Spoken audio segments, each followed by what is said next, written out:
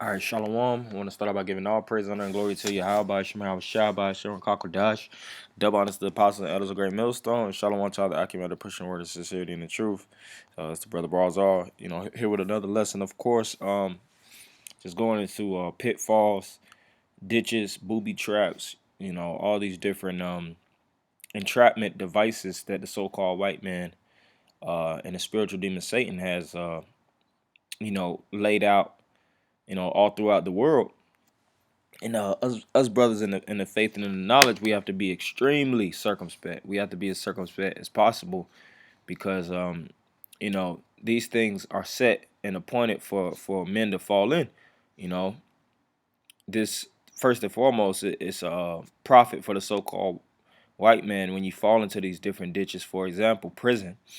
That's a blatant hole that a lot of blacks and Latinos I fell into. Mass incarceration. You know, and it was deliberately designed for Jake to fall into the prison system.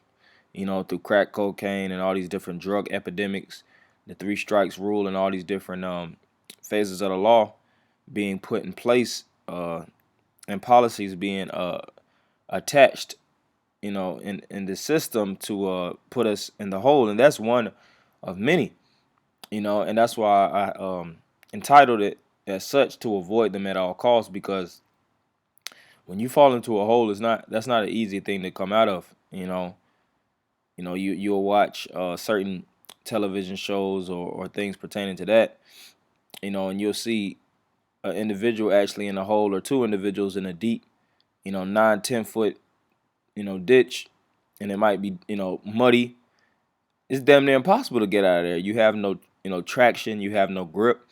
The floor of the ditch, it's hard, like I said, to have proper grip. So you can't climb out, and the only ways to, in most cases, get out of a ditch is somebody from the aerial or elevated position has to actually help you, whether giving you a ladder or actually reaching the hand out, or a rope. It's various forms to get somebody out of a ditch, but it's not many forms to actually climb out of a ditch. Of course, if it's multiple people, one person can stand on the shoulders of the next to double the height, and then one person could climb out. Then of course he could reach out, and then proceed to take the second person out. And that's if two people are trapped in a ditch. But if you're in an individual ditch by yourself, you have to wait and rely on help. And the best option is, in most cases, is to not fall in the ditch to begin with, man. Not fall into the pit to begin with. And that's why I said to avoid them at all costs. You know, and this world doesn't teach you that there's, well, they'll say it, that there's a, negativity, and there's death all around us, but it doesn't really teach you the essence of ditches. It doesn't really teach you, pitfalls and mines and booby traps that are deliberately placed by your enemies. You know, this so-called white man has created a crazy Hunger Games society. When you watch the movie The Hunger Games, you see how everything is generated virtually. Virtual dogs might be chasing them, then they'll have avalanches or floods. They got to avoid and get out of that hurdle. And next thing you know, it's something else that's appointed to attack them.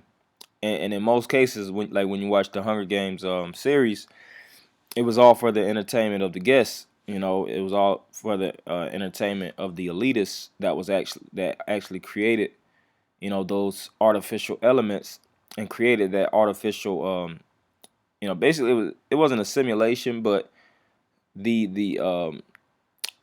the elements were simulated through a form of technology, and it was to boil down the strong from the weak. They put poison in the environment. They put all kind of different things in the environment, and seeing how people could react, and how people could survive.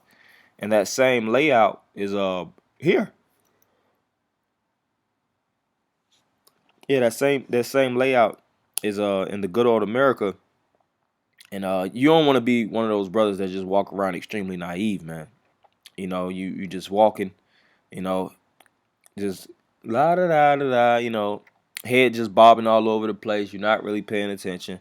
Like I said, you're lackadaisical. You basically sleepy in the society, and you next thing you know, you falling into a situation that you can't climb out of. Then you want to say, "Damn, that's Satan, man." No, of course it's Satan. This whole place is designed by Satan. But the did you use discernment? Were you being circumspect of your surroundings? Did you not see that big ass hole? That was blatantly there for you to fall into. Because Esau doesn't put precautions and warning signs. He wants you to fall into these holes so that he can market off of you and capitalize off of you. So I'm just gonna jump straight into the scripture. Through the spirit of Yahweh Shema Shah. This is Proverbs 23 and 27. For a whore is a deep ditch, and a strange woman is a narrow pit. Right, and a lot of these women will put you in that hole. Financial hole.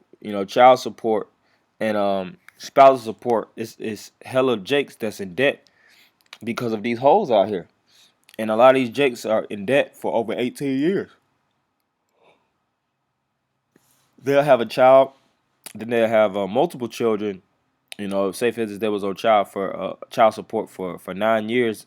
They had a child that's up 9 years old. Then they might have another child, and if that woman puts them on child support, then that's another 18 years, man. So that 18 plus that 9, that's 27 years of you being in a hole. And how much will you receive, or how much leverage will you receive in the society? How much elevation can you possibly have when it's always something yanking you down, when it's something always holding you back, something always putting you in that dirty, miry pit?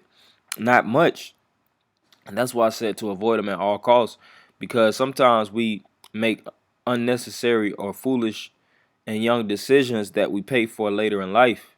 And if we were to just listen and learn and observe and use wisdom and precaution, then a lot of these holes and ditches that we fall into, we would be able to avoid. And like I said, there's so many. You're bound to fall into something one way or another, but you have to, be a solution-based brother, man. You have to know when it's time to call out for help. And you got some men that fall in the hole and they get comfortable, man. That's another thing too. Certain men look at that goddamn hole like a foxhole, where security. It ain't many people down here with me. It's my hole. What? I think I'm gonna chill in this hole. Nah, man, you climb out. And certain men get complacent, and they get accustomed to the filth and the dirtiness of the hole. And next thing you know, a man is trying to give them a helping hand to pull them out of the hole, and they don't want to go. They feel more comfortable in that ditch. That's why, Jake will be in toxic relationships. They'll be in toxic situations in their life. They'll be jumping from house to house. They might have a drug addiction. They might be in and out of the prison system, but they just can't change because they have been accustomed to it. They have adapted to that low class, low degree, low mentality. This truth is about being on the up and up, man. Scripture speak about how the captive exile hasteth that he may be loose from the prison, and that he shall not die in the pit, man.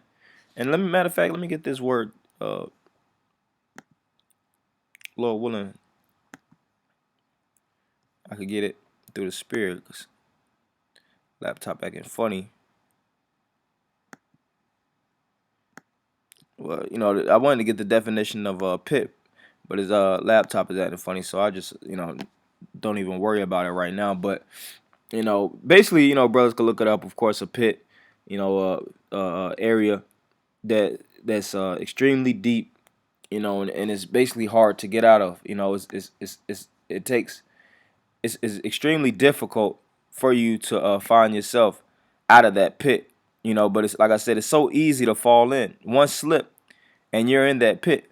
That's why the Vietnamese, that was one of the battle tactics that they used in Vietnam, was laying out booby traps, and various other military militaries or countries have used booby traps as a tactical warfare. Booby traps are used in warfare to keep the enemy caught and basically slow down the forces, man.